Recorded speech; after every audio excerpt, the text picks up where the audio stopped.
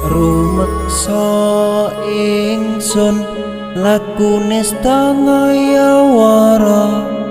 kelawan mekak hawa kang dur angkara senajan setan gentayangan tansah gawe rupeda hingga pupusing jaman hametek ingsun nyirap kene wisa murka